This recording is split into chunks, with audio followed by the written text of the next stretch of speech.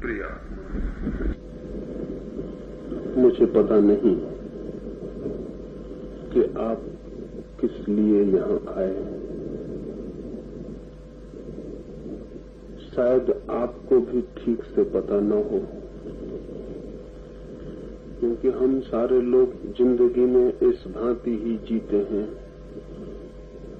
कि हमें ये भी पता नहीं होता कि क्यों जी रहे हैं, ये भी पता नहीं होता कि कहाँ जा रहे हैं, और ये भी पता नहीं होता कि क्यों जा रहे हैं। जिंदगी ही जब बिना पूछे बीत जाती हो तो आश्चर्य नहीं होगा कि आप में से बहुत लोग बिना पूछे यहाँ आ गए हों कि क्यों जा रहे हैं। शायद कुछ लोग जानकर आए हों, संभावना बहुत कम।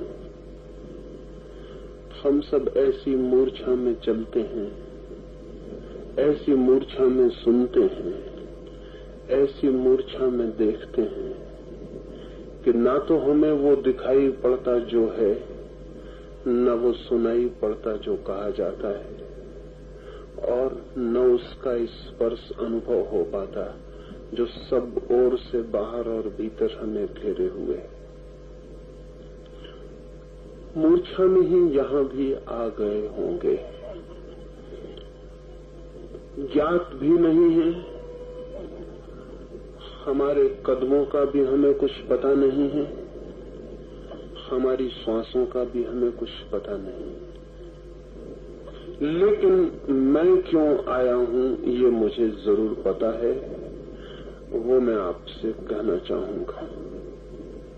बहुत जन्मों से खोज चलती है आदमी की, न मालूम कितने जन्मों की खोज के बाद उसकी झलक मिलती है, जिसे हम आनंद कहें, शांति कहें, सत्य कहें, परमात्मा कहें, मोक्ष कहें, निर्वाण कहें, जो भी शब्द ठीक मालूम पड़े कहें। ऐसे कोई भी शब्द उसे कहने में ठीक नहीं है, समर्थ नहीं है। जन्मों जन्मों के बाद उसका मिलना होता है, और जो लोग भी उसे खोजते हैं वे सोचते हैं पाके विश्राम मिल जाएगा। लेकिन जिन्हें भी वो मिलता है, मिल के पता चलता है कि एक नए श्रम की शुरुआत है, विश्राम नहीं। कल तक पाने के लिए दौड़ थी और फिर बांटने के लिए दौड़ शुरू हो जाती। अन्यथा बुद्ध हमारे द्वार पर आकर खड़े न हों, और न महावीर हमारी सांकल को खटखटाएं, और न जीसस हमें पुकारें। उसे पालने के बाद एक नया श्रम। सच ये है कि जीवन में जो भी महत्वपूर्ण है उसे पाने में जितना आनंद है, उससे अनंत गुना आनंद उसे बांटने में है।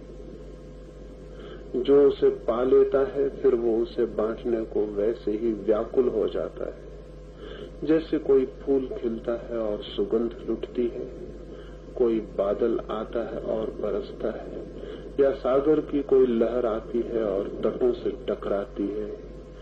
ठीक ऐसे ही जब कुछ मिलता है तो बंटने के लिए, बिखरने के लिए, फैलने के लिए प्राण आतुर हो जाते हैं। मुझे पता है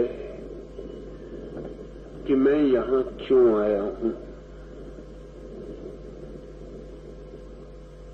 और अगर मेरा और आपका कहीं मिलन हो जाए, जिसलिए मैं आया हूँ, अगर उस लिए ही आपका भी आना हुआ हो, तो हमारी ये मौजूदगी सार्थक हो सकती। अन्यथा अक्सर ऐसा होता है, हम पास से गुजरते हैं लेकिन मिल नहीं पाते। अब मैं जिस लिए आया हूँ, अगर उसी लिए आप नहीं आए हैं तो हम पास होंगे, निकट रहेंगे, लेकिन मिल नहीं पाएंगे।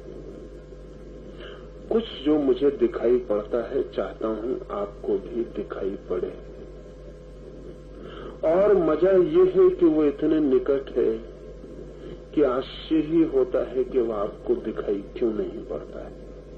और कई बार तो संदेह होता है कि जैसे जान के ही आप आंख बंद किए बैठे। देखना ही नहीं चाहते, अन्यथा इतने जो निकट है वो आपके देखने से कैसे चूक जाता है। जीसस ने बहुत बार कहा है कि लोगों के पास आंखें हैं लेकिन वे देखते नहीं, कान हैं लेकिन वे सुनते नहीं। बहरे ही बहरे नहीं हैं और अंधे ही अंधे नहीं। जिनके पास आंख और कान हैं वे भी अंधे और बहरे। इतने निकट है दिखाई नहीं पड़ता, इतने पास है सुनाई नहीं पड़ता, चारों तरफ घेरे हुए है स्पर्श नहीं होता। क्या बात है, कहीं कुछ कोई छोटा सा अटकाव होगा, बड़ा अटकाव नहीं। ऐसा ही है जैसे आंख में एक तिनका पड़ जाए और पहाड़ दिखाई न पड़े, फिर आंख बंद हो जाए। तर्क तो यही कहेगा कि पहाड़ को जिसने ढांक लिया वो तिनका बहुत बड़ा होगा। तर्क तो ठीक ही कहता, गणित तो यही कहेगा इतने बड़े पहाड़ को जिसने ढांक लिया वो तिनका पहाड़ से बड़ा होना चाहिए, लेकिन तिनका बहुत छोटा है। आंख बड़ी छोटी है, तिनका आंख को ढक लेता है, पहाड़ ढक जाता है। हमारी भीतर की आंख पर भी कोई बहुत बड़े पहाड़ नहीं है, छोटे तिनके, उनसे जीवन के सारे सत्य छिपे रह जाते हैं। और वो आंख निश्चित ही जिन आंखों से हम देखते हैं उस आंख की मैं बात नहीं कर रहा हूं। इससे बड़ी भ्रांति पैदा होती है। ये ठीक से ख्याल में आ जाना चाहिए कि इस जगत में हमारे लिए वही सत्य सार्थक होता है जिसे पकड़ने की, जिसे ग्रहण करने की, जिसे स्वीकार कर लेने की, भोग लेने की रिसेप्टिविटी, ग्राहकता हमें पैदा हो जाती है। सागर का इतना जोर का गर्जन है लेकिन मेरे पास कान नहीं, तो सागर अनंत अनंत काल तक भी चिल्लाता रहे, पुकारता रहे, मुझे कुछ सुनाई नहीं पड़ेगा। जरा से मेरे कान न हो कि सागर का इतना बड़ा गर्जन व्यर्थ हो गया। आंखें न हो, सूर्य द्वार पर खड़ा रहे, बेकार हो गया। हाथ न हो और मैं किसी को स्पर्श करना चाहूं तो कैसे करूं? परमात्मा की इतनी बात है, आनंद की इतनी चर्चा है, इतने शास्त्र हैं, इतने लोग प्रार्थनाएं कर रहे, मंदिरों में भजन कीर्तन कर रहे, लेकिन लगता नहीं कि परमात्मा को हम स्पर्श कर पाते, लगता नहीं कि वो हमें दिखाई पड़ता है, लगता नहीं कि हम उसे सुनते हैं, लगता नहीं कि हमारे प्राणों के पास उसकी कोई धड़कन हमें सुनाई पड़ती है। ऐसा लगता है सब बातचीत है, सब बातचीत है, ईश्वर की हम बात किए चले जाते हैं। और शायद इतनी बात हम इसीलिए करते हैं कि शायद हम सोचते हैं बातचीत करके अनुभव को झुठला देंगे, बातचीत करके ही पा लेंगे। अब बहरे के जन्मों जन्मों तक बातें करें स्वरों की, संगीत की, और अंधे बातें करें प्रकाश की, तो जन्मों तक करें बातें तो भी कुछ होगा नहीं। हाँ, एक भ्रांति हो सकती है कि अंधे प्रकाश की बात करते करते ये भूल जाएं कि हम अंधे हैं, क्योंकि प्रकाश की बहुत बात करने से उन्हें लगने लगे कि हम प्रकाश को जानते हैं। जमीन पर बने हुए परमात्मा के मंदिर और मस्जिद इस तरह का ही धोखा देने में सफल हो पाए। उनके आसपास, उनके भीतर बैठे हुए लोगों को भ्रम के अतिरिक्त कुछ और पैदा नहीं होता। ज्यादा से ज्यादा हम परमात्मा को मान पाते हैं, जान नहीं पाते। और मान लेना बातचीत से ज्यादा नहीं है। कन्विंसिंग बातचीत है तो मान लेते हैं, कोई जोर से तर्क करता है और सिद्ध करता है तो मान लेते हैं, हार जाते हैं, नहीं सिद्ध कर पाते कि नहीं है तो मान लेते हैं, लेकिन मान लेना, जान लेना नहीं। अंधे को हम कितना ही मना दें कि प्रकाश है तो भी प्रकाश को जानना नहीं होता। मैं तो यहां इसी ख्याल से आया हूं कि जानना हो सकता है। निश्चित ही हमारे भीतर कुछ और भी केंद्र है जो निष्क्रिय पड़ा है, जिससे कभी कोई कृष्ण जान लेता है और नाचता है, और कभी कोई जीसस जान लेता है और सूली पर लटक के भी कह पाता है लोगों से कि माफ कर देना इन्हें, क्योंकि इन्हें पता नहीं कि ये क्या कर रहे हैं। निश्चित ही कोई महावीर पहचान लेता है और किसी बुद्ध के भीतर वो फूल खिल जाता है। कोई केंद्र है हमारे भीतर, कोई आंख, कोई कान जो बंद पड़ा है। मैं तो इसलिए आया हूं कि वो जो बंद पड़ा हुआ केंद्र कैसे सक्रिय हो जाए। ये बल्ब लटका हुआ है, उससे रोशनी निकल रही है, तार काट दें हम तो बल्ब कुछ भी नहीं बदला, लेकिन रोशनी बंद हो जाएगी। विद्युत की धारा न मिले, बल्ब तक न आए तो बल्ब अंधेरा हो जाएगा, और जहां प्रकाश गिर रहा है वहां सिर्फ अंधेरा गिरेगा। बल्ब वही है लेकिन निष्क्रिय हो गया। वो जो धारा शक्ति की दौड़ती थी अब नहीं दौड़ती है, और शक्ति की धारा न दौड़ती हो तो बल्ब क्या करे। हमारे भीतर भी कोई केंद्र है जिससे वो जाना जाता है, जिसे हम परमात्मा कहें, लेकिन उस तक हमारी जीवन धारा नहीं दौड़ती, तो वो केंद्र निष्क्रिय पड़ा रह जाता है। आंखें हो ठीक बिल्कुल और आंखों तक जीवन की धारा न दौड़े तो आंखें बेकार हो जाएं। एक लड़की को मेरे पास लाए थे कुछ मित्र। उस युवती का किसी से प्रेम था और घर के लोगों को पता चला, और प्रेम के बीच दीवार उन्होंने खड़ी की। अब तक हम इतनी अच्छी दुनिया नहीं बना पाए जहां प्रेम के लिए दीवारें न बनानी पड़े। उन्होंने दीवार खड़ी कर दी, उस युवती को और उस युवक को मिलने का द्वार बंद कर दिया। बड़े घर की युवती थी, 20 से छत से दीवार उठा दी, आर पार देखना न हो सके। जिस दिन वो दीवार उठी उसी दिन वो लड़की अचानक अंधी हो गई। उसे डॉक्टरों के पास ले गए, उन्होंने कहा आंख तो बिल्कुल ठीक है, लेकिन लड़की को दिखाई कुछ भी नहीं पड़ता है। पहले तो शक हुआ, माँ बाप ने डांटा डपटा, मारने पीटने की धमकी दी, लेकिन डांटने डपटने से अंधेपन तो ठीक नहीं होते। डॉक्टरों को दिखाया, डॉक्टरों ने कहा आंख बिल्कुल ठीक है, लेकिन फिर भी डॉक्टरों ने कहा कि लड़की झूठ नहीं बोलती है, उसे दिखाई नहीं पड़ रहा है। साइकोलॉजिकल ब्लाइंडनेस, उन्होंने कहा कि मानसिक अंधापन आ गया। तो उन्होंने कहा हम कुछ ना कर सकेंगे। लड़की की जीवन धारा आंख तक जानी बंद हो गई है। वो जो ऊर्जा आंख तक जाती है वो बंद हो गई, वो धारा अवरुद्ध हो गई। आंख ठीक है लेकिन जीवन धारा आंख तक नहीं पहुंचती। उस लड़की को मेरे पास लाए, मैंने सारी बात समझी। मैंने उस लड़की को पूछा कि क्या हुआ, तेरे मन में क्या हुआ है। उसने कहा कि मेरे मन में ये हुआ है कि जिससे देखने के लिए मेरे पास आंखें थी, अगर उसे न देख सकूं तो आंखों की क्या जरूरत है, बेहतर है कि अंधी हो जाऊं।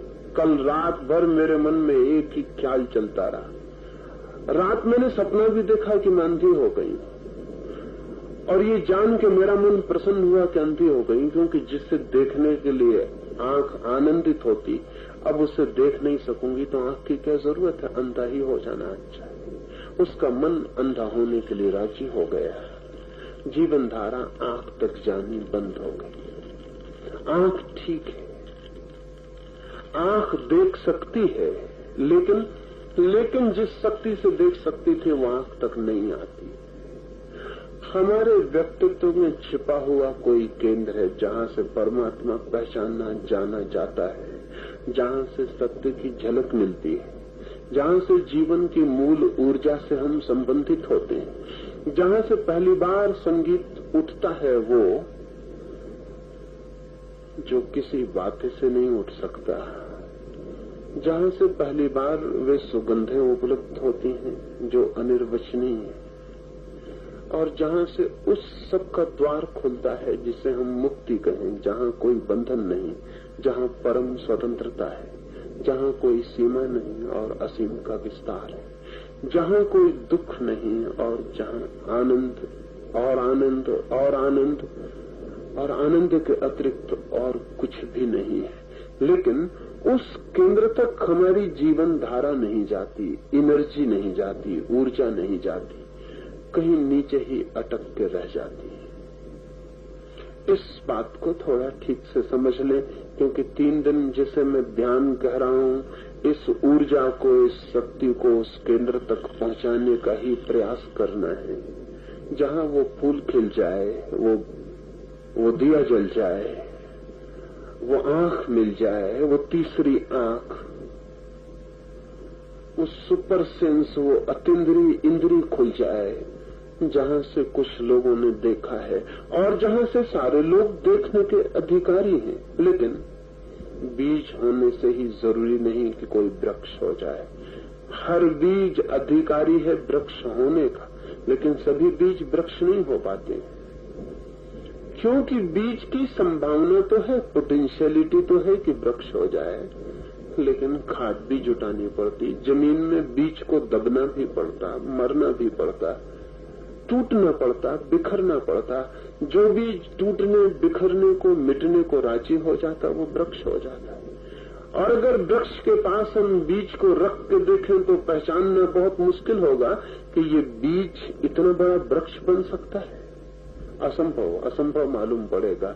इतना सा बीज इतना बड़ा वृक्ष कैसे बनेगा? ऐसा ही लगा है सदा जब कृष्ण के पास हम खड़े हुए हैं, तो ऐसा ही लगा है कि हम कहाँ बन सकेंगे। तो हमने कहा तुम भगवान हो, हम साधारण जन, हम कहाँ बन सकेंगे, तुम अवतार हो, हम साधारण जन, हम तो जमीन पर ही रेंगते रहेंगे, हमारी ये सामर्थ्य नहीं। जब कोई बुद्ध और कोई महावीर हमारे पास से गुजरा है तो हमने उसके चरणों में नमस्कार कर लिए और कहा कि तीर्थंकर हो, अवतार हो, ईश्वर के पुत्र हो, हम साधारण जन।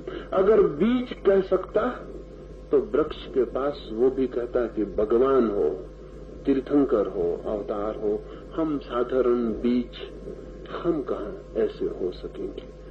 बीज को कैसे भरोसा आएगा कि इतना बड़ा वृक्ष उसमें छिपा हो सकता है? लेकिन ये बड़ा वृक्ष कभी बीज था, और जो आज बीज है वो कभी बड़ा वृक्ष हो सकता है। हम सबके भीतर अनंत संभावना छिपी है, लेकिन उस अनंत संभावनाओं का बोध जब तक हमें भीतर से न होने लगे, तब तक कोई शास्त्र प्रमाण नहीं बनेगा, और कोई भी चिल्ला कर कहे कि पा लिया तो भी प्रमाण नहीं बनेगा।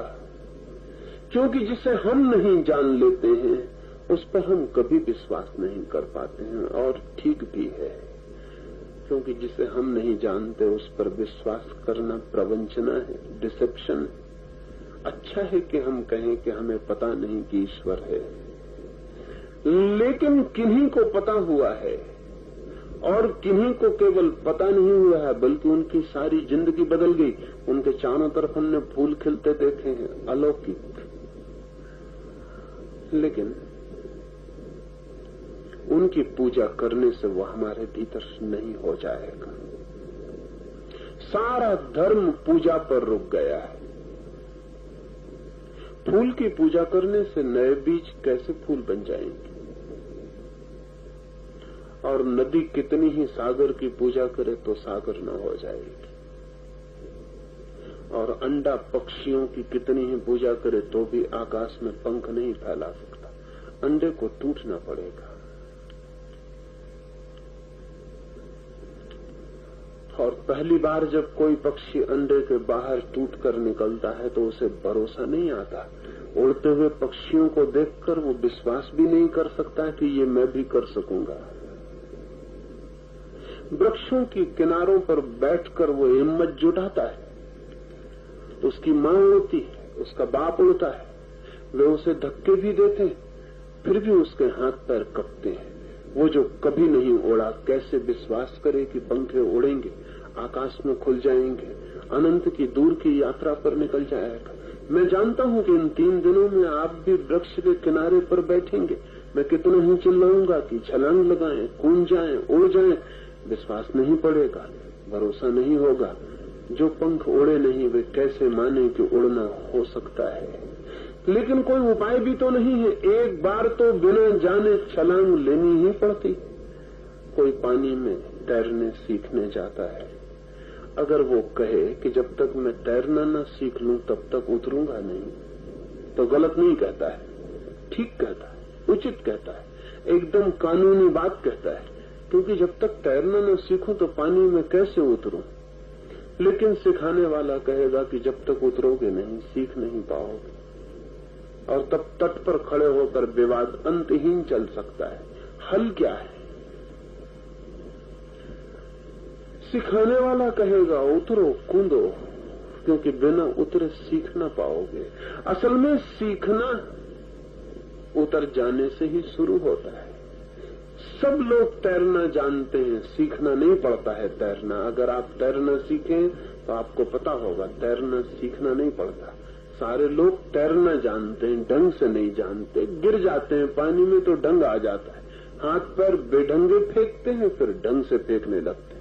हाथ पैर फेंकना सभी को मालूम है, एक बार पानी में उतरे तो ढंग से फेंकना आ जाता है।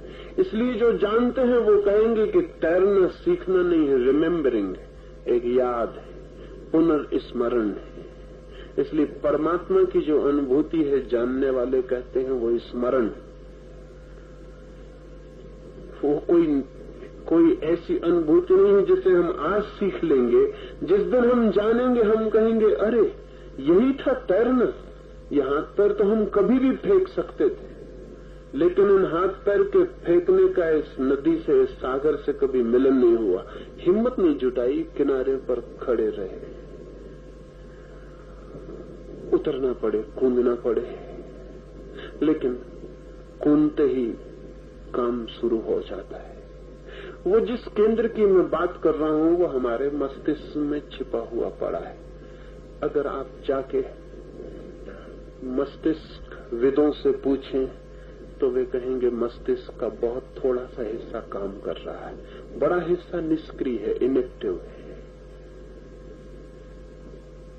उस बड़े हिस्से में क्या क्या छिपा है कहना कठिन है। बड़े से बड़ी प्रतिभा और जीनियस का भी बहुत थोड़ा सा मस्तिष्क काम करता है।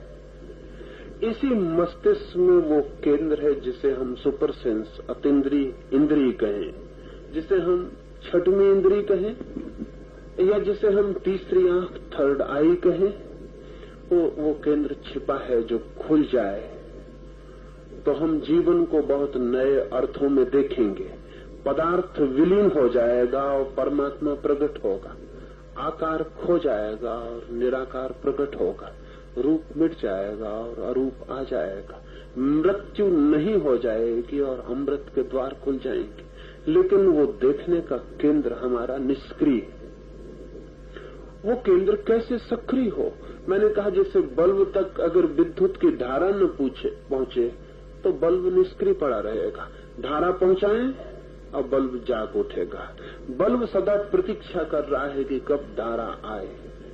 लेकिन अकेली धारा भी प्रकट न हो सकेगी, बहती रहे लेकिन प्रकट न हो सकेगी। प्रकट होने के लिए बल्ब चाहिए और प्रकट होने के लिए धारा भी चाहिए। हमारे भीतर जीवन धारा है लेकिन वो प्रकट नहीं हो पाती है, क्योंकि तब तक वो वहां न पहुंच जाए उस केंद्र पर जहां से प्रकट होने की संभावना है, तब तक अप्रकट रह जाती है। हम जीवित हैं नाम मात्र को। सांस लेने का नाम जीवन है, भोजन पचा लेने का नाम जीवन है, रात सो जाने का नाम, सुबह जग जाने का नाम जीवन है, बच्चे से जवान, जवान से बूढ़े हो जाने का नाम जीवन है, जन्मने और मर जाने का नाम जीवन है, और अपने पीछे बच्चे छोड़ जाने का नाम जीवन है। नहीं, ये तो यंत्र भी कर सकता है और आज नहीं कल कर लेगा। बच्चे टेस्ट ट्यूब में पैदा हो जाएंगे और बचपन, जवानी और बुढ़ापा बड़ी मैकेनिकल, बड़ी यांत्रिक क्रियाएं। जो कोई भी यंत्र थकता है तो जवानी भी आती है यंत्र की, बुढ़ापा भी आता है। सभी यंत्र बचपन में होते हैं, जवान होते हैं, बूढ़े होते हैं। गाड़ी भी खरीदते हैं तो गारंटी होती है कि 10 साल चलेगी। वो जवान भी होगी, घड़ी बूढ़ी भी होगी, मरेगी भी। सभी यंत्र जन्मते हैं, जीते हैं, मरते हैं। जिसे हम जीवन कहते हैं वो यांत्रिकता, मैकेनिकल होने से कुछ और ज्यादा नहीं। जीवन कुछ और है। अगर इस बल्ब को पता न चले विद्युत की धारा का, तो बल्ब जैसा है उसी को जीवन समझ लेगा। हवा के दो धक्के उसे धक्के देंगे तो बल्ब कहेगा मैं जीवित हूं क्योंकि धक्के मुझे लगते हैं।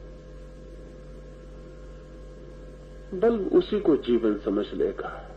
और जिस दिन विद्युत की धारा पहली दफे बल्ब में आती होगी और अगर बल्ब कह सके तो क्या कहेगा? कहेगा अनिर्वचनीय। नहीं कह सकता, क्या हो गया? अब तक अंधेरे से भरा था, अब अचानक सब प्रकाश हो गया है और किरणें बही जाती हैं, सब तरफ फैली चली जाती है। बीज क्या कहेगा जिस दिन वृक्ष हो जाएगा? कहेगा पता नहीं ये क्या हुआ, कहने जैसा नहीं, मैं तो छोटा सा बीज था, ये क्या हो गया? ये मुझसे हुआ है, ये भी कहना कठिन। इसलिए जिनको भी परमात्मा मिलता है वे ये नहीं कह पाते कि हमने पा लिया है।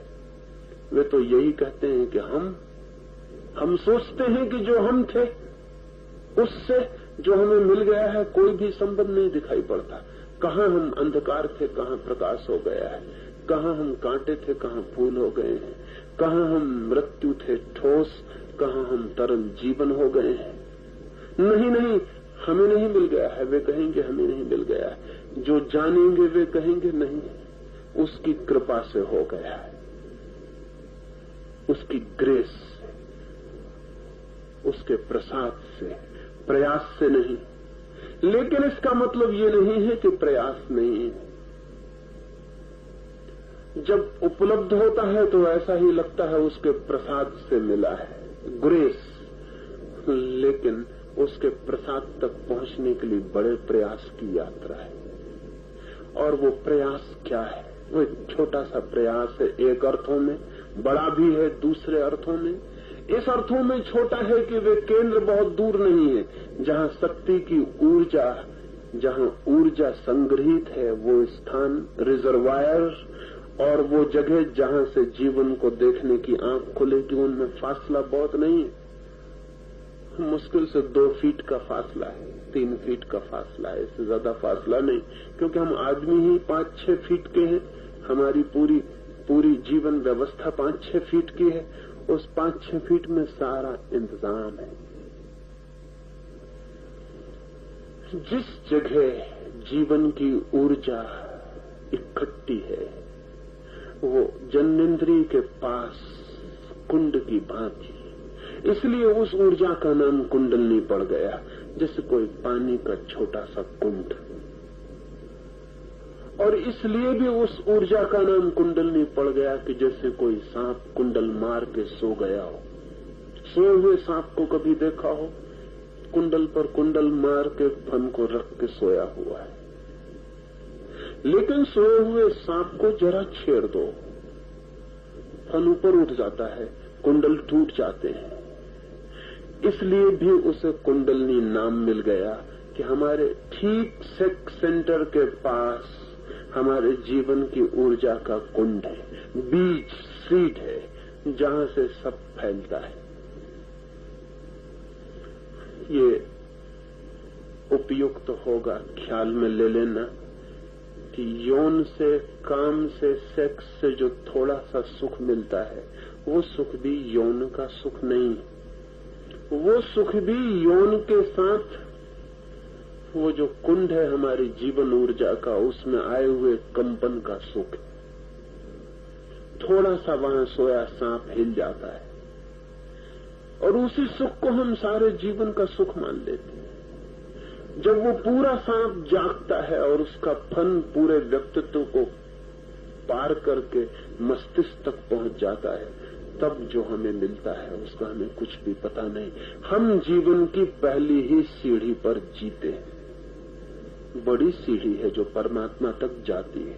वो जो हमारे भीतर 3 फीट या 2 फीट का फासला है, वो फासला एक अर्थ में बहुत बड़ा है। वो प्रकृति से परमात्मा तक का फासला है, वो पदार्थ से आत्मा तक का फासला है, वो निद्रा से जागरण तक का फासला है, वो मृत्यु से अमृत तक का फासला है, वो बड़ा फासला भी है, ऐसे छोटा फासला भी है। हमारे भीतर हम यात्रा कर सकते हैं। ये जो ऊर्जा हमारे भीतर सोई पड़ी है, अगर इसे जगाना हो तो सांप को छेड़ने से कम खतरनाक काम नहीं, बल्कि सांप को छेड़ना बहुत खतरनाक नहीं है। इसलिए खतरनाक नहीं है कि एक तो 100 में से 97 सांपों में कोई जहर नहीं होता, तो 100 में से 97 सांप तो आप मजे से छेड़ सकते हैं, उनमें कुछ होता ही नहीं। और अगर कभी उनके काटने से कोई मरता है तो सांप के काटने से नहीं मरता, सांप ने काटा है इस ख्याल से मरता है, क्योंकि उनमें तो जहर होता नहीं। 97% सांप तो किसी को मारते नहीं, हालांकि बहुत लोग मरते हैं, उनके काटने से भी मरते हैं, वो सिर्फ ख्याल से मरते हैं कि सांप ने काटा, अब मरना ही पड़ेगा। और जब ख्याल पकड़ लेता है तो घटना घट जाती है। फिर जिन सांपों में जहर है उनको छेड़ना भी बहुत खतरनाक नहीं है, क्योंकि ज्यादा से ज्यादा वे आपके शरीर को छीन सकते हैं। लेकिन जिस कुंडलनी शक्ति की मैं बात कर रहा हूं, उसको छेड़ना बहुत खतरनाक है। उससे ज्यादा खतरनाक कोई बात ही नहीं, उससे बड़ा कोई डेंजर ही नहीं। खतरा क्या है? वो भी एक तरह की मृत्यु है। जब आपके भीतर की ऊर्जा जगती है तो आप तो मर जाएंगे जो आप जगने के पहले थे, और आपके भीतर एक बिल्कुल नए व्यक्ति का जन्म होगा जो आप कभी भी नहीं थे।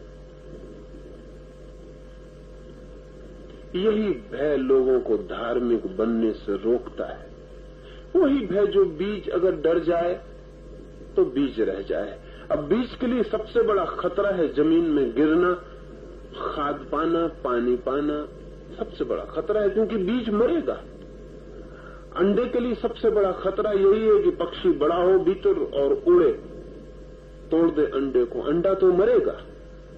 हम भी किसी के जन्म की पूर्व अवस्था है, हम भी एक अंडे की तरह हैं जिससे किसी का जन्म हो सकता है, लेकिन हमने अंडे को ही सब कुछ मान रखा है। अब हम अंडे को संभाले बैठे।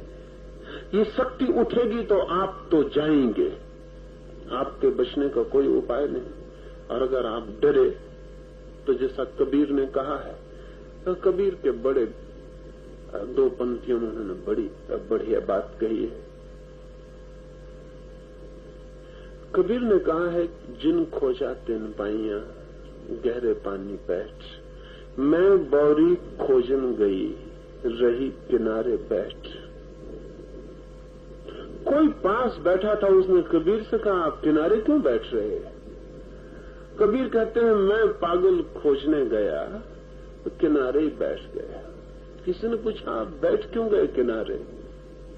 तो कबीर ने कहा, जिन खोजा तिन पाइया गहरे पानी बैठ, मैं बौरी डूबन डरी रही किनारे बैठ।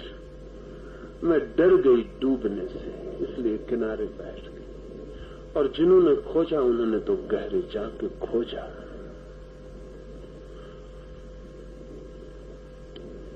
डूबने की तैयारी चाहिए, मिटने की तैयारी चाहिए। एक शब्द में कहें, शब्द बहुत अच्छा नहीं, मरने की तैयारी चाहिए। और जो डर जाएगा डूबने से वो बच तो जाएगा, लेकिन अंडा ही बचेगा, पक्षी नहीं जो आकाश में उड़ सके। जो डूबने से डरेगा वो बच तो जाएगा, लेकिन बीज ही बचेगा, वृक्ष नहीं जिसके नीचे हजारों लोग छाया में विश्राम कर सके। और बीज की तरह बचना कोई बचना है। बीज की तरह बचने से ज्यादा मरना और क्या होगा। इसलिए बहुत खतरा है। खतरा यह है कि हमारा जो व्यक्तित्व कल तक था वो अब नहीं होगा। अगर ऊर्जा जगेगी तो हम पूरे बदल जाएंगे, नए केंद्र जागृत होंगे, नया व्यक्तित्व उठेगा, नया अनुभव होगा, नया सब हो जाएगा। नए होने की तैयारी हो तो पुराने को जरा छोड़ने की हिम्मत करना। और पुराना हमें इतने जोर से पकड़े हुए है चारों तरफ से कसे हुए हैं, जंजीरों की तरह बांधे हुए हैं कि वो ऊर्जा नहीं उठ पाती। परमात्मा की यात्रा पर जाना निश्चित ही असुरक्षा की यात्रा है, इनसिक्योरिटी की। लेकिन जीवन के सौंदर्य के सभी फूल असुरक्षा में ही खिलते हैं। तो इस यात्रा के लिए दो चार खास बातें आपसे कह दूं और दो चार गैर खास बातें भी। पहली बात तो ये कि कल सुबह जब हम यहां मिलेंगे और कल इस ऊर्जा को जगाने की दिशा में चलेंगे, तो मैं आपसे आशा रखूं कि आप अपने भीतर कुछ भी नहीं छोड़ रखेंगे जो आपने दांव पर न लगा दिया हो। ये कोई छोटा जुआ नहीं। यहां जो लगाएगा पूरा वही पा सकेगा। इंच भर भी बचाया तो चूक सकते हैं, क्योंकि ऐसा नहीं हो सकता कि बीज कहे कि थोड़ा सा मैं बच जाऊं और बाकी वृक्ष हो जाए। ऐसा नहीं हो सकता। बीज मरेगा तो पूरा मरेगा और बचेगा तो पूरा बचेगा। पार्शियल डेथ जैसी कोई चीज नहीं होती, आंशिक मृत्यु नहीं होती। तो आपने अगर अपने को थोड़ा भी बचाया तो व्यर्थ मेहनत हो जाएगी, पूरा ही छोड़ देना है। कई बार थोड़े से बचाव से सब खो जाता है। मैंने सुना है कि कोलोराडो में जब सबसे पहली दफा सोने की खदानें मिली तो सारा अमेरिका दौड़ पड़ा कोलोराडो की तरफ। खबरें आई कि जरा सा खेत खरीद लो और सोना मिल जाए। लोगों ने जमीनें खरीद डाली। एक करोड़पति ने अपनी सारी संपत्ति लगा के एक पूरी पहाड़ी खरीद ली। बड़े यंत्र लगाए। छोटे छोटे लोग छोटे छोटे खेतों में सोना खोद रहे थे, तो पहाड़ी खरीदी थी, बड़े यंत्र लाया था, बड़ी खुदाई की, लेकिन सोने का कोई पता न चला। फिर घबराहट फैलनी शुरू हो गई। सारा दांव पर लगा दिया था। फिर वो बहुत घबरा गया। फिर उसने घर के लोगों से कहा कि तो हम मर गए, सारी संपत्ति दांव पर लगा दी और सोने की कोई खबर नहीं। फिर उसने इश्तहार निकाला कि मैं पूरी पहाड़ी बेचना चाहता हूं। मैं यंत्रों के खुदाई का सारा सामान साथ है। घर के लोगों ने कहा कौन खरीदेगा। सब में खबर हो गई है कि वो पहाड़ बिल्कुल खाली और उसमें लाखों रुपए खराब हो गए। अब कौन पागल होगा। लेकिन उस आदमी ने कहा कि कोई न कोई हो भी सकता है। एक खरीदार मिल गया। बेचने वाले को बेचते वक्त भी मन में हुआ कि उससे कह दे कि पागलपन मत करो, क्योंकि मैं मर गया हूं, लेकिन हिम्मत भी न जुटा पाया कहने की, क्योंकि अगर वो चूक जाए न खरीदे तो फिर क्या होगा। बेच दिया। बेचने के बाद कहा कि आप भी अजीब पागल मालूम होते हो, हम बर्बाद होकर बेच रहे हैं। पर उस आदमी ने कहा जिंदगी का कोई भरोसा नहीं, जहां तक तुमने खोदा है वहां तक सोना न हो, लेकिन आगे हो सकता है, और जहां तुमने नहीं खोदा है वहां नहीं होगा, ये तो तुम भी नहीं कह सकते, कहीं तो मैं भी नहीं कह सकता। और आश्चर्य, कभी कभी ऐसे आश्चर्य घटते, पहले दिन ही सिर्फ 1 फीट की गहराई पर सोने की खदान शुरू हो गई। वो आदमी जिसने पहले खरीदी थी पहाड़ी, छाती पीट के पहले भी रोता रहा और फिर बाद में तो और भी ज्यादा छाती पीट के रोया, क्योंकि पूरे पहाड़ पर सोना ही सोना था। वो उस आदमी से मिलने भी गया और उसने कहा देखो भाग्य। उस आदमी ने कहा भाग्य नहीं, तुमने दांव पूरा न लगाया, तुम पूरा खोदने के पहले ही लौट गए। 1 फीट और खोद लेते।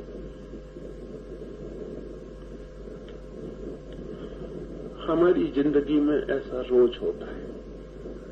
न मालूम कितने लोग हैं जिन्हें मैं जानता हूं कि जो खोदते हैं परमात्मा को, लेकिन पूरा नहीं खोदते, अधूरा खोदते हैं, ऊपर ऊपर खोदते हैं और लौट जाते हैं। कई बार तो इंच भर पहले से लौट जाते हैं, बस इंच भर का फासला रह जाता है और वो वापस लौटने लगते। और कई बार तो मुझे साफ दिखाई पड़ता है कि ये आदमी वापस लौट चला, ये तो करीब पहुंचा था, अभी बात घट जाती, ये तो वापस लौट पड़ा। तो अपने भीतर एक बात ख्याल में ले लें कि आप कुछ भी बचा न रखें, अपना पूरा लगा दें। और परमात्मा को खरीदने चले हो तो हमारे पास लगाने को ज्यादा है भी क्या, उसमें भी कंजूसी कर जाते। कंजूसी नहीं चलेगी, कम से कम परमात्मा के दरवाजे पर कंजूसों के लिए कोई जगह नहीं, वहां पूरा ही लगाना पड़ेगा। नहीं, ऐसा नहीं कि बहुत कुछ है हमारे पास लगाने को, ये सवाल नहीं है कि क्या है, सवाल ये है कि पूरा लगाया या नहीं। क्योंकि पूरा लगाते ही हम उस बिंदु पर पहुंच जाते हैं जहां ऊर्जा का निवास है और जहां से ऊर्जा उठनी शुरू होती। असल में क्यों पूरे का जोर है, जब हम अपनी पूरी ताकत लगा देते हैं तभी उस ताकत को उठने की जरूरत पड़ती है। जो रिजर्वायर है तब तक उसकी जरूरत नहीं पड़ती। जब तक हमारे पास ताकत बची रहती तब तक उससे काम चलता है। तो जो रिजर्व फोर्सेस हैं हमारे भीतर, उनकी जरूरत तो तब पड़ती है हमारे पास कोई ताकत नहीं होती, तब उनकी जरूरत पड़ती है। तो जब हम पूरी ताकत लगा देते हैं तब वो केंद्र सक्रिय होता है, अब वहां से शक्ति लेने की जरूरत आ जाती है, अन्यथा नहीं पड़ती जरूरत। मैं आपसे दौड़ने को कहूं, आप दौड़ें, कहूं पूरी ताकत से दौड़ें, आप पूरी ताकत से दौड़ें। आप समझते हैं कि पूरी ताकत से दौड़ रहे हैं, लेकिन आप पूरी ताकत से नहीं दौड़ रहे। कल आपको किसी से प्रतियोगिता करनी है, कंपटीशन में दौड़ना है, तब आप पाते हैं कि आपकी दौड़ बढ़ गई। क्या हुआ? ये शक्ति कहां से आई? कल तो आप कहते थे मैं पूरी ताकत से दौड़ रहा हूं, आज प्रतिस्पर्धा में आप ज्यादा दौड़ रहे हैं, पूरी ताकत लगा रहे हैं, लेकिन ये भी पूरी ताकत नहीं। कल एक आदमी आपके पीछे बंदूक लेके लग गया, अब आप जितनी ताकत से दौड़ रहे हैं, ताकत से आप कभी भी नहीं दौड़े थे। आपको भी पता नहीं था कि इतना मैं दौड़ सकता हूं। ये ताकत कहां से आ गई? ये भी ताकत आपके भीतर सोई पड़ी थी। लेकिन इतने से भी काम नहीं होगा। जब कोई आदमी बंदूक लेके आपके पीछे पड़ता है तब भी आप जितना दौड़ते हैं वो भी पूरा दौड़ना नहीं। ध्यान में तो उससे भी ज्यादा दांव पे लगा देना पड़ेगा। जहां तक आपको हो पूरा लगा देना है। और जिस क्षण आप उस बिंदु पर पहुंचेंगे जहां आपकी पूरी ताकत लग गई, उसी क्षण आप पाएंगे कि कोई दूसरी ताकत से आपका संबंध हो गया, कोई ताकत आपके भीतर से जगनी शुरू हो गई। निश्चित ही उसके जागने का पूरा अनुभव होगा। जैसे कभी बिजली छुई हो तो अनुभव हुआ होगा, वैसा ही अनुभव होगा कि जैसे भीतर से, नीचे से, यौन केंद्र से कोई शक्ति ऊपर की तरफ दौड़नी शुरू हो गई। और गर्म उबलती हुई आग, लेकिन शीतल भी, जैसे कांटे चुभने लगे चारों तरफ, लेकिन फूल जैसी कोमल भी। और कोई चीज ऊपर जाने लगी। और जब कोई चीज ऊपर जाती है तो बहुत कुछ होगा। और उस सब में किसी भी बिंदु पर आपको रोकना नहीं है, अपने को पूरा छोड़ देना है जो भी हो। जैसे कोई आदमी नदी में बहता है, ऐसा अपने को छोड़ देना है। तो दूसरी बात, पहला अपने को पूरा दांव पर लगा देना है। दूसरी बात, जब दांव पर लग के आपके भीतर कुछ होना शुरू हो जाए तो आपको पूरी तरह अपने को छोड़ देना है, जस्ट फ्लोटिंग। अब जहां ले जाए ये धारा, हम जाने को राजी। एक सीमा तक हमें पुकारना पड़ता है, और जब शक्ति जागती है तो फिर हमें अपने को छोड़ देना पड़ता है। बड़े हाथों ने हमें संभाल लिया, अब हमें चिंता की जरूरत नहीं, अब हमें बचाना पड़ेगा। और तीसरी बात, ये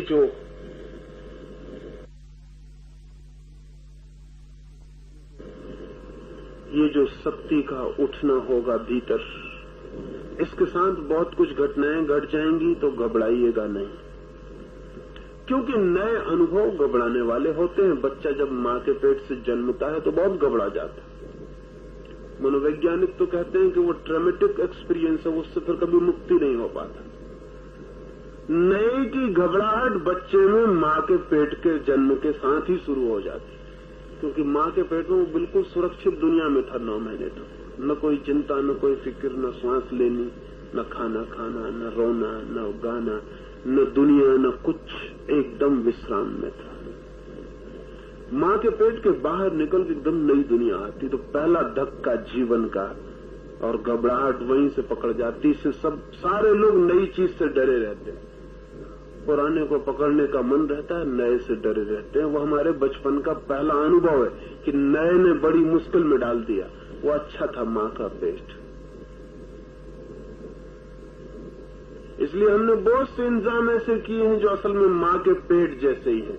हमारी गद्दियां, हमारे सोफे, हमारी कारें, हमारे कमरे, वो हमने सब मां के गर्भ की शक्ल में डाले। उतनी आरामदायक बनाने की कोशिश करते हैं, लेकिन वो बन नहीं पाता।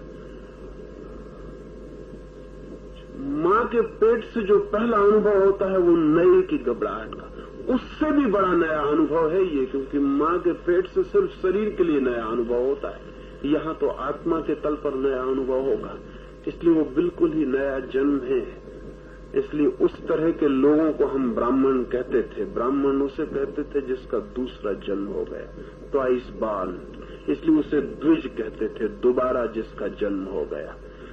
तो जब वो शक्ति पूरी तरह उठेगी तो एक दूसरा ही जन्म होगा। उस जन्म में आप दोनों हैं, मां भी हैं और बेटे भी हैं, आप अकेले ही दोनों हैं। इसलिए प्रसव की पीड़ा भी होगी और नए की असुरक्षित की अनुभूति भी होगी। इसलिए बहुत घबराने वाला, डराने वाला अनुभव हो सकता है। मां को जैसे प्रसव की पीड़ा होती है उतनी पीड़ा भी आपको होगी, क्योंकि यहाँ मां और बेटे दोनों ही आप हैं। यहाँ कोई दूसरी मां नहीं है और यहाँ कोई दूसरा बेटा नहीं है। आपका ही जन्म हो रहा है और आपसे ही हो रहा है। इसलिए प्रसव की बहुत तीव्र वेदना भी हो सकती है। और मुझे कितने लोगों ने आके कहा कि कोई धाड़ मार के रोता है, चिल्लाता है, आप रोकते क्यों नहीं? रोएगा, चिल्लाएगा, उससे रोने दें, चिल्लाने दें। उसके भीतर जो हो रहा है वो वही जानता है। अब एक मां रो रही हो, उसको बच्चा पैदा हो रहा हो, और जिस स्त्री को कभी बच्चा पैदा न हुआ हो वो जाकर उसको कहा, क्यों फिजूल परेशान होती हो, क्यों रोती हो, क्यों चिल्लाती हो? बच्चा हो रहा है तो होने दो, रोने की क्या जरूरत है? ठीक है, जिसको बच्चा नहीं हुआ वो कह सकती है, बिल्कुल कह सकती है। पुरुषों को कभी पता नहीं चल सकता ना कि कैसे जन्म में क्या तकलीफ स्त्री को झेलनी पड़ती होगी। सोच भी नहीं सकते, कोई उपाय भी नहीं है कि कैसे उसको पकड़ें, कैसे उसको सोचें कि क्या होता होगा। लेकिन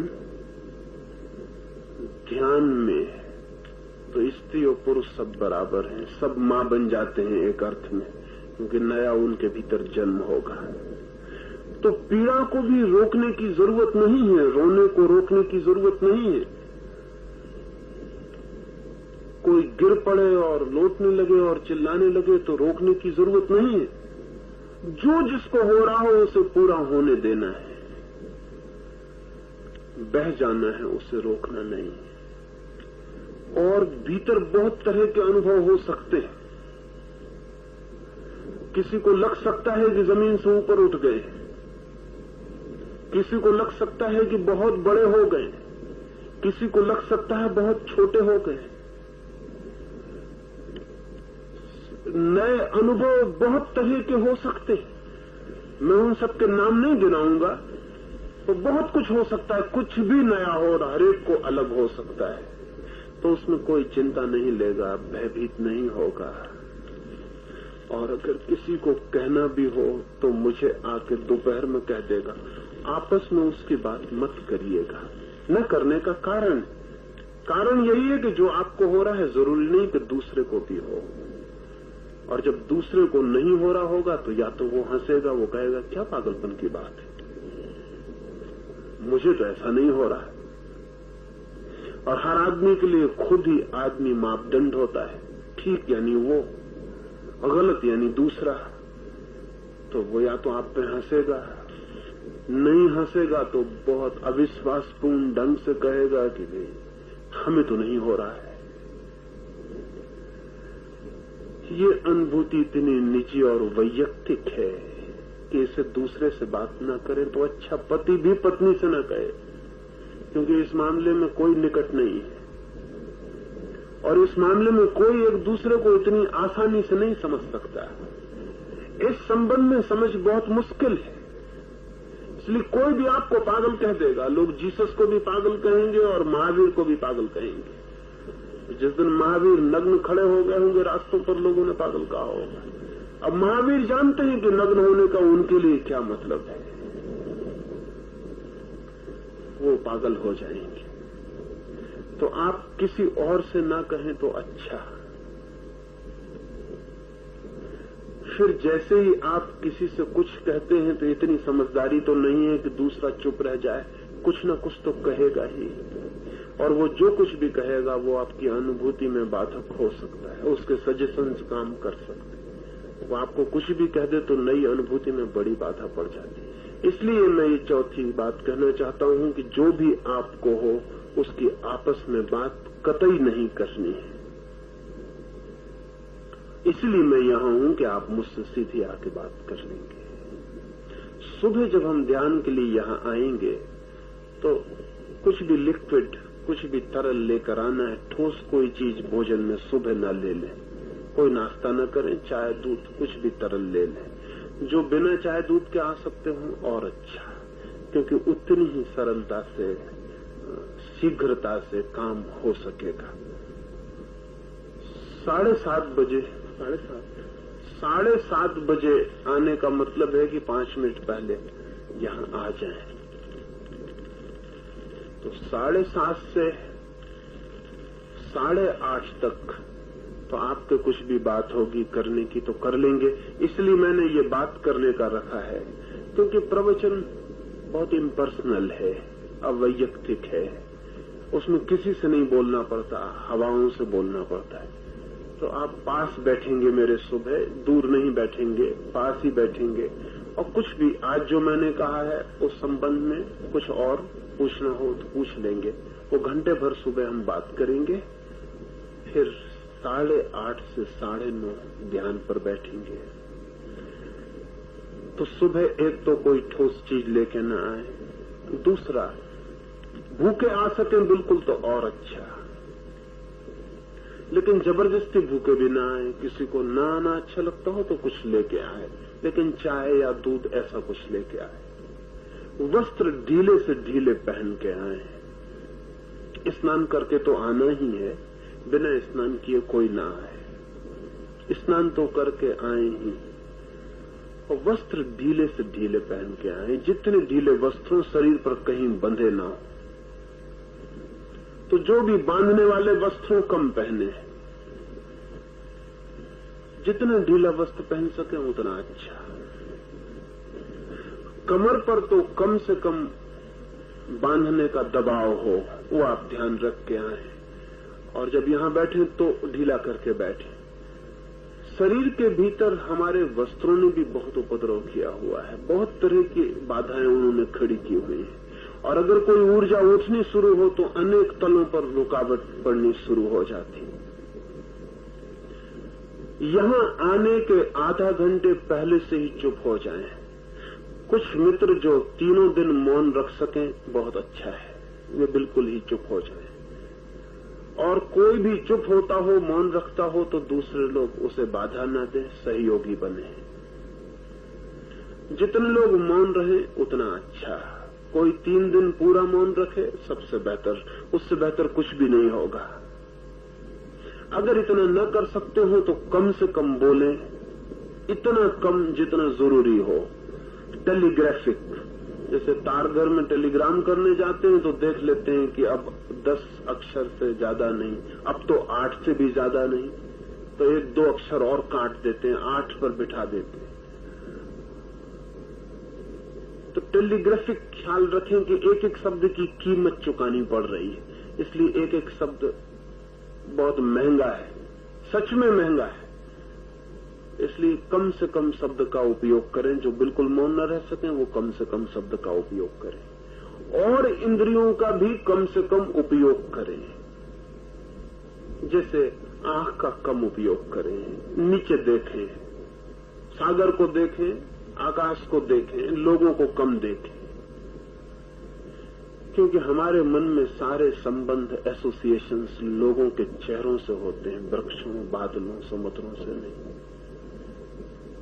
वो वहां देखें, वहां से कोई विचार नहीं उठता।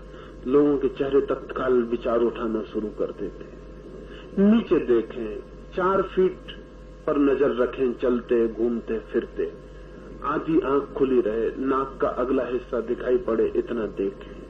और दूसरों को भी सहयोग दें कि लोग कम देखें, कम सुने। रेडियो, ट्रांजिस्टर सब बंद करके रख दें, उनका कोई उपयोग न करें। अखबार बिल्कुल कैंपस में मत आने दें। जितना ज्यादा से ज्यादा इंद्रियों को विश्राम दें उतना शुभ है, उतनी शक्ति इकट्ठी होगी और उतनी शक्ति ध्यान में लगाई जा सकेगी। अन्यथा हम एग्जॉस्ट हो जाते हैं। हम करीब करीब एग्जॉस्ट हुए लोग हैं जो चुप गए हैं, बिल्कुल चली हुई कारतूस जैसे हो गए। कुछ बचता नहीं, 24 घंटे में सब खर्च कर डालते। रात भर में सो के थोड़ा बहुत बचता है तो सुबह उठ के ही अखबार पढ़ना, रेडियो, और शुरू हो गया उसे खर्च करना। कंजर्वेशन ऑफ एनर्जी का हमें कोई ख्याल ही नहीं कि कितनी शक्ति बचाई जा सकती है। और ध्यान में बड़ी शक्ति लगानी पड़ेगी। अगर आप बचाएंगे नहीं तो आप थक जाएंगे। कुछ लोग मुझे कहते हैं कि घंटे भर ध्यान करने के बाद हम थक जाते हैं। उसके थकने का कारण ध्यान नहीं है, उसके थकने का कारण यह है कि आप एग्जॉस्ट पॉइंट पर जीते, सब खर्च किए रहते हैं। हमें ख्याल में नहीं है कि जब आप आंख उठा के भी देखते हैं तब भी शक्ति खर्च होती, जब आप कान उठा के सुनते हैं तब भी शक्ति खर्च होती, जब आप भीतर विचार करते हैं तब भी शक्ति खर्च होती, जब बोलते हैं तब भी शक्ति खर्च होती। हम जो भी कर रहे हैं उसमें शक्ति खर्च हो रही है। रात में इसलिए थोड़ी सी बच जाती है कि बाकी काम बंद हो गए, इसलिए थोड़ी बच जाती। सपने वगैरह में जितना खर्च करते हैं वो दूसरी बात, वैसे थोड़ी बहुत बच जाती, इसलिए सुबह ताजा लगता है। तो शक्ति को 3 दिन बचाएं ताकि पूरी शक्ति लगाई जा सके। दोपहर के ये सारी सूचनाएं इसलिए दे रहा हूं ताकि फिर 3 दिन मुझे आपको कोई सूचना न देनी पड़े। दोपहर जो घंटे भर का मौन है उसमें कोई बात नहीं होगी। बातचीत से आपसे बात करता हूं, उस घंटे भर मौन से ही बात करूंगा। 3 से 4 तो 3 बजे सारे लोग यहां उपस्थित हो जाएं। 3 के बाद कोई ना आए क्योंकि उसका आना फिर नुकसान पहुंचाता है। यहां मैं बैठा रहूंगा। 3 से 4 आप क्या करेंगे? 2 काम 3 से 4 आप ख्याल में रख लें। एक तो सारे लोग ऐसी जगह बैठे जहां से मैं दिखाई पड़ता रहूं।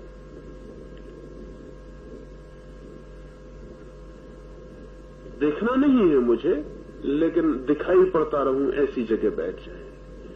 फिर आंख बंद कर लेनी है। खोलना चाहें खोल रख सकते हैं, बंद करना चाहें बंद रखें। अच्छा, और 1 घंटे चुपचाप किसी अनजान प्रतीक्षा में बैठना है, वेटिंग फॉर द अननोन। कुछ पता नहीं कि कोई आने वाला है, लेकिन कोई आने वाला है। कुछ पता नहीं कि कुछ सुनाई पड़ेगा, लेकिन कुछ सुनाई पड़ेगा। कुछ पता नहीं कि कोई दिखाई पड़ेगा, लेकिन कोई दिखाई पड़ेगा। ऐसा चुपचाप, जस्ट अ वेटिंग। कोई अनजान अपरिचित अतिथि को जिससे कभी मिले नहीं, देखा नहीं, सुना नहीं, उसकी प्रतीक्षा में घंटे भर बैठे रहना। लेट ना हो लेट जाएं, बैठ ना हो बैठे रहें। उस 1 घंटे में सिर्फ रिसेप्टिविटी हो जाए। आप एक ग्रहण करने वाले पैसिव व्यक्ति हैं, जो कुछ होगा आ जाए बस, लेकिन अलर्ट होकर प्रतीक्षा करते रहे। उस घंटे भर में जो मौन से मुझे आपसे कहना है वो मैं कहने की कोशिश करूं। शब्दों से समझ में ना आ सके तो शायद निःशब्द में समझ आ जाए। रात्रि को फिर घंटे भर कुछ पूछना होगा, वो बात हो जाएगी। फिर घंटे भर रात्रि हम ध्यान करेंगे। ऐसा 3 दिन में 9 बैठक, और कल सुबह से ही आपको पूरी ताकत लगा देनी है ताकि 9वीं बैठक तक सच में पूरी ताकत लग जाए। बाकी समय में आप क्या करेंगे? मौन रहना है, बात नहीं करनी तो बड़ा उपद्रव तो कट जाता है। समुद्र का तट है, उसके पास जाके लेट जाए, लहरों को सुने। और रात भी अच्छा होगा कि जो लोग भी सो सकें चुपचाप अपने बिस्तर को लेकर समुद्र तक चले जाए, वहां सो जाए, सागर के पास सोएं, रेत में सो जाएं, वृक्षों में सो जाएं, अकेले रहें, मित्र और मंडलियां न बनाएं। न यहां भी मंडलियां बन जाएंगी, 2-4 लोग इकट्ठे घूमने लगेंगे, 2-4 मित्र बन जाएंगे। अलग रहें, अकेले रहें। आप अकेले हैं 3 दिन यहां, क्योंकि परमात्मा से मिलना हो तो कोई साथ नहीं जा सकता, बिल्कुल अकेले ही। वो लोनली, आपको अकेले ही जाना पड़े तो अकेले रहें, ज्यादा से ज्यादा अकेले। और ध्यान रखें, अंतिम सूचना, किसी तरह की शिकायत ना करें। 3 दिन शिकायत छोड़ दें। खाना ठीक न मिले, ना मिले, रात मच्छर काट जाए। 3 दिन जो भी हो, उसकी टोटल एक्सेप्टेबिलिटी। मच्छरों को तो थोड़ा बहुत फायदा होगा, आपको बहुत हो सकता है। भोजन थोड़ा अच्छा नहीं मिलेगा तो थोड़ा बहुत नुकसान शरीर को होगा, लेकिन आपको उसकी शिकायत से बहुत नुकसान हो सकता है। उसके कारण है, क्योंकि शिकायत करने वाला मन शांत नहीं हो पाता। शिकायतें बहुत छोटी होती हैं, जो हम गंवा देते हैं वो बहुत ज्यादा होता है। शिकायत ही मत करें। 3 दिन के लिए मन में साफ कर लें कि कोई शिकायत नहीं, जो है वो है, जैसा है वैसा है, उसे बिल्कुल स्वीकार कर लें। ये 3 दिन अद्भुत हो जाएंगे। अगर 3 दिन शिकायत के बाहर रहे आप और सब स्वीकार कर लिया जैसा है और उसमें ही आनंदित हुए, तो आप 3 दिन के बाद कभी शिकायत न कर सकेंगे, क्योंकि आपको पता चलेगा कि बिना शिकायत के कैसी शांति, कैसा आनंद। 3 दिन सब छोड़ के, और फिर जो भी पूछना हो वो आप कल सुबह से पूछेंगे। ध्यान रखेंगे पूछते समय कि सबके काम की बात हो, ऐसी कोई बात पूछेंगे। और जो भी हृदय में हो, मन में हो, जरूरी लगे वो पूछ ले सकते हैं। मैं किस लिए आया हूं वो मैंने आपसे कहा। मुझे पता नहीं आप किस लिए आए, लेकिन कल सुबह में इसी आशा से आपको मिलूंगा कि जिस लिए मैं आया हूं उस लिए आप भी आए हैं। वैसे हमारी आदतें बिगड़ गई हैं। अगर बुद्ध भी हमारे द्वार पर खड़े हों, हमारा मन होता है कि आगे जाओ। हम सोचते हैं सभी मांगने आते हैं, इसलिए हम भूल जाते हैं जब कोई देने आता है तो हम उससे भी कहते हैं आगे जाओ। और तो बड़ी भूल हो जाती, बड़ी भूल हो जाती। ऐसी भूल नहीं होगी, ऐसी आशा करते हैं।